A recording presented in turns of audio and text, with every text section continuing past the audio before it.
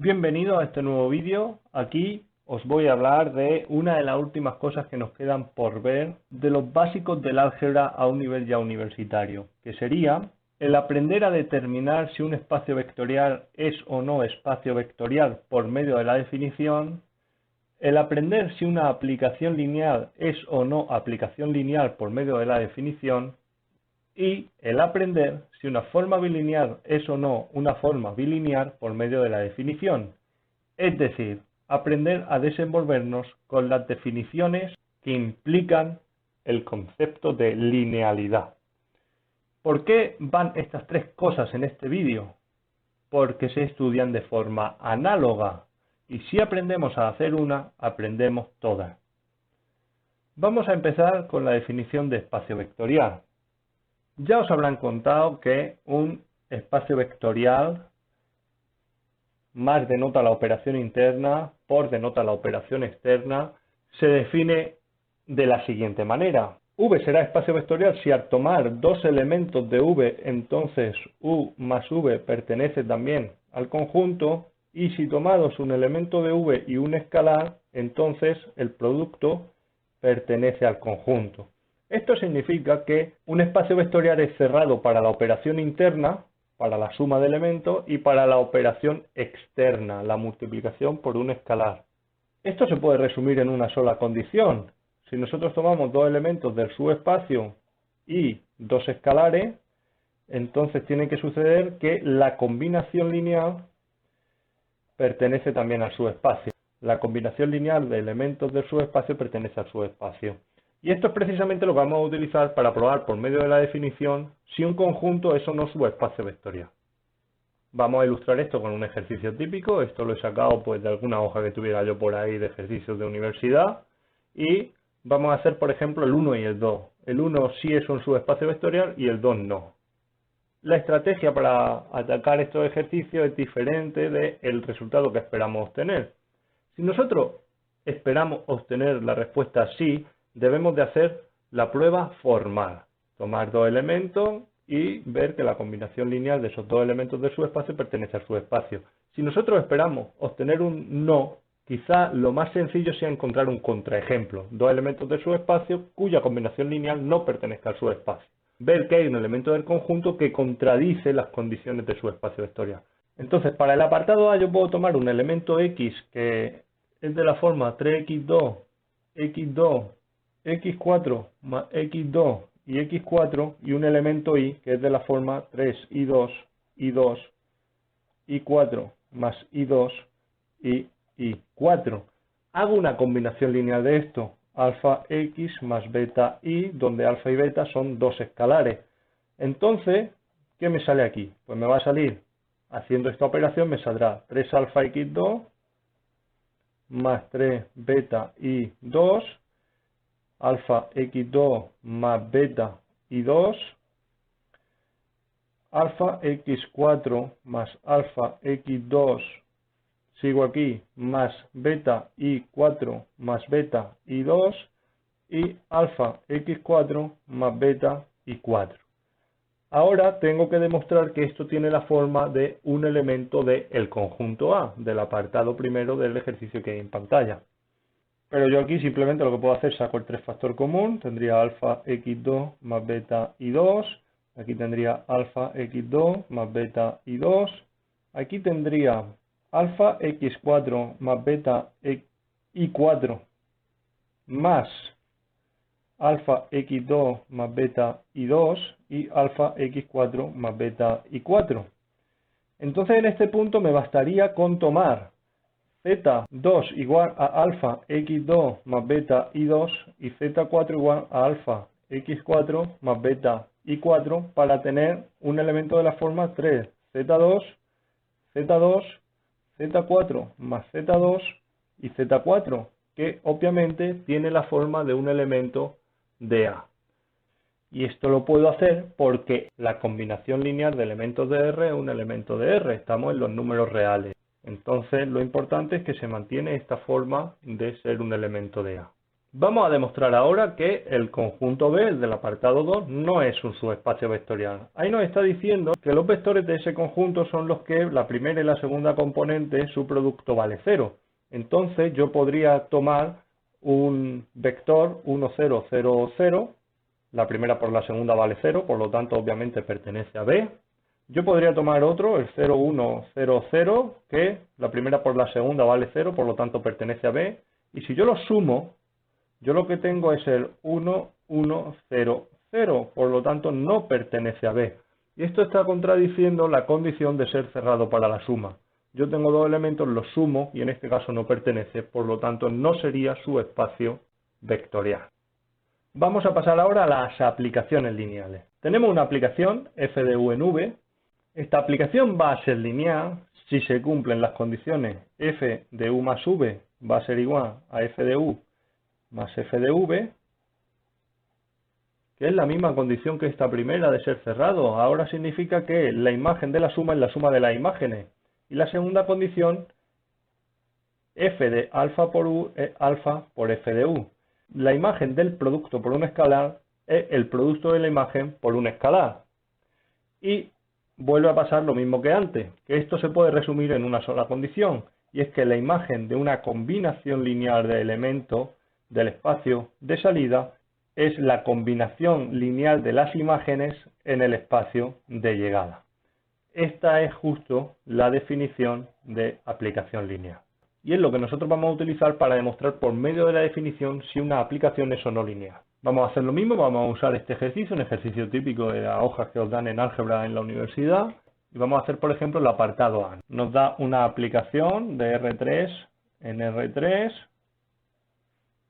Y nos está diciendo que f de v es igual a lambda v con lambda un número fijo. Entonces, ¿yo qué hago? Analizo cómo va a ser la imagen de una combinación lineal, alfa u más beta v. Esto va a ser, si yo sustituyo aquí, voy a tener lambda 0 por, en vez de una v, pues tengo la combinación lineal, alfa u más beta v. Quito paréntesis y agrupo, cambio un poco el orden. Alfa lambda 0u más beta lambda 0v. Esto no es más que f de u, por medio de la definición también, y beta por f de v. Por lo tanto, se cumple que la imagen de cualquier combinación lineal es la combinación lineal de las imágenes. Por lo tanto, sí es aplicación lineal. Vamos a hacer ahora el apartado D, que no va a ser aplicación lineal y además claramente porque tenemos una diferencia de cuadrado. Entonces en el apartado D nos dice que f está definida de R3 en R3 y que se define de la forma f de x1, x2, x3 igual x1 cuadrado menos x2 cuadrado 0, 0. Entonces fijaros, va a ser más sencillo encontrar un contraejemplo que aplicar la definición. F de 1, 0, 0 va a ser 1 al cuadrado, 1 menos 0 al cuadrado, 1, 0, 0. Si ahora yo hago f de 0, 1, 0, aquí se me va a quedar un menos 1 y al sumar las imágenes me van a salir 0, sí va a ser. Vamos, no va a ser el contraejemplo que buscamos porque tenemos menos 1, 0, 0 y al sumar f de 1, 1, 0 me sale 0, 0, 0 y esto sí sería verdad. Pero fijaros, si en lugar de usar el 0, 1, 0 yo uso el f de 1, 1, 0, tengo que 1 al cuadrado menos 1 al cuadrado es 0, 0, 0. Si yo sumo esa primera con esa, tendría que hacer f de 2, 1, 0. f de 2, 1, 0, si yo lo meto aquí es 2 por 2, 4, menos 1, 3, 0, 0. Y si yo sumo ese y ese, 1 más 0 es 1. Por lo tanto, no sería aplicación lineal. Es decir, que f de 1, 0, 0 más 1, 1, 0 es distinto de f de 1, 0, 0 más f de 1, 1, 0. Porque esta de aquí sale 3, 0, 0 y esta de aquí sale 1, 0, 0 y esta de aquí sale 0, 0, 0. Y obviamente esto es distinto. Por lo tanto, no es lineal. Vamos a terminar con las formas bilineales. Una forma bilineal es una aplicación que va del producto escalar hasta K, donde V es un espacio vectorial y tiene que cumplirse que la aplicación tiene que ser lineal en la primera componente y lineal en la segunda componente. Es decir, que f de alfa u más beta v w tiene que ser igual a alfa f de u w más beta f de v w, y de la misma forma f de u alfa v más beta w tiene que ser igual a alfa f de u v más beta f de u w. Lineal en la primera componente, lineal en la segunda componente. Y esto es muy parecido a la condición que le exigíamos a una aplicación para ser aplicación lineal.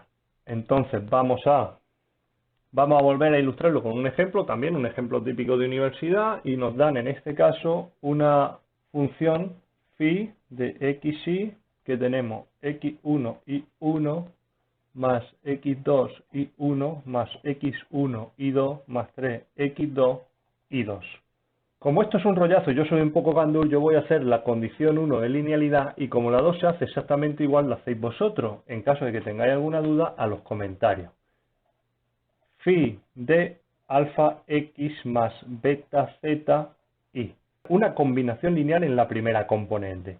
Entonces, ¿qué hago? Sustituyo esto como un solo elemento en las x, lo que corresponda. Esto va a ser alfa x1 más beta z1 por i1 más alfa x2 más beta z2 por i1 más, otra vez, el x1. Alfa x1 más beta z1 por i2 más 3 por alfa x2 más beta z2 por i2. Quitamos paréntesis y reordenamos. Quitamos paréntesis. Alfa x1 y 1 más beta z1 y 1 más alfa x2 y 1 más beta z2 y 1 más alfa x1 y 2 más beta z1 y 2 más 3 alfa x2 y 2 más 3 beta z2 y 2.